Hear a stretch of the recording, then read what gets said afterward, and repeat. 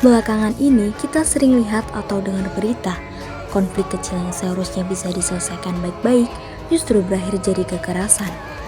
Mulai dari perselisihan di jalan, masalah percintaan, hingga pertengkaran antar teman. Hal-hal yang awalnya sederhana, tiba-tiba berubah menjadi sesuatu yang berbahaya. Bahkan tidak sedikit yang berujung pada penganiayaan dan kehilangan nyawa. Kenapa hal ini bisa terjadi?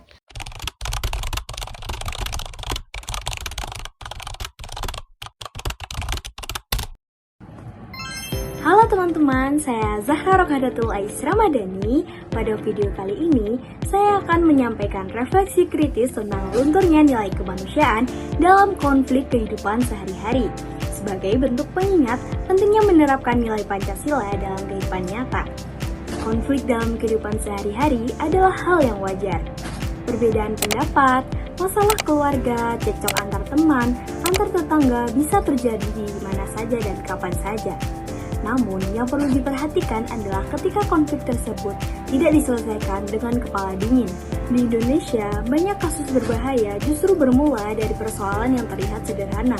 Misalnya, pertengkaran karena cemburu, permasalahan dengan teman, saling ejek di media sosial, perselisihan saat berkendara, dan lain sebagainya. Hal-hal kecil yang seharusnya bisa dibicarakan baik-baik justru malah menjadi sebuah penganiayaan, pengeroyokan maupun pembunuhan.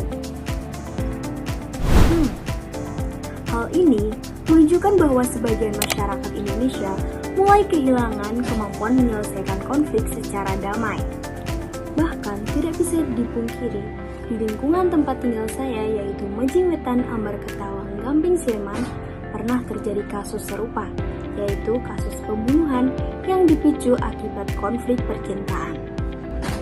Kasus ini bermula ketika seorang laki-laki tidak mampu menerima sebuah penolakan dari perempuan yang ia cintai, hingga akhirnya pelaku melampiaskan emosinya dengan melakukan tindakan brutal, yaitu membunuh wanita tersebut.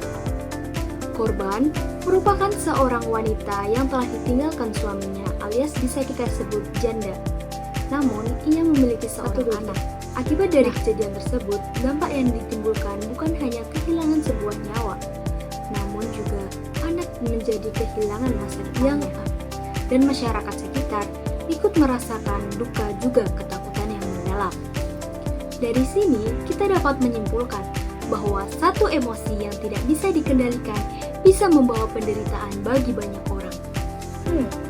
Menurut saya, masalah utama dari banyak konflik saat ini bukan hanya dari persoalannya saja, melainkan cara manusia merespon persoalan tersebut. Ketika ego lebih besar daripada empati, ketika amarah lebih kuat daripada akal sehat, dan ketika keinginan pribadi dipaksakan ke orang lain, maka nilai kemanusiaan akan luntur. Padahal, manusia memiliki hak untuk dihormati, hak untuk memilih, dan juga hak untuk hidup dengan aman. Tidak semua keinginan harus dipenuhi, tidak semua penolakan harus dibalas dengan dendam, dan tidak semua perbedaan harus dibalas dengan pertengkaran. Jika seseorang tidak mampu mengendalikan emosinya, maka konflik kecil dapat berubah menjadi masalah yang besar. Karena itu, kecerdasan emosi, kesabaran, dan kemampuan berdialog menjadi hal yang penting untuk di kehidupan seseorang. Dan kondisi ini sangat bertentangan dengan Pancasila sila kedua, yaitu kemanusiaan yang adil dan beradab. Sila kedua mengajarkan kita agar selalu memperlakukan orang lain dengan hormat, adil, serta beradab. Beradab berarti mampu menahan diri, menghormati orang lain, menyelesaikan masalah tanpa kekerasan, dan tetap menjunjung tinggi nilai kemanusiaan. Jika nilai kedua Pancasila ini benar-benar diterapkan, maka pertengkaran tidak akan berubah menjadi penganiayaan maupun pembunuhan, dan konflik tidak akan berubah menjadi tragedi yang besar.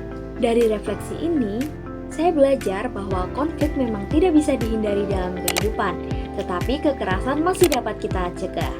Kita tidak bisa mengatur keadaan, tapi kita bisa mengatur cara merespon keadaan. Maka dari itu, mari kita hidupkan kembali nilai-nilai kemanusiaan dalam keluarga, lingkungan, pertemanan, dan masyarakat. Karena Indonesia tidak hanya membutuhkan orang yang pintar, tetapi orang yang beradab. Saya Zahra Rokhadatul Ais Ramadhani. Sekian, terima kasih.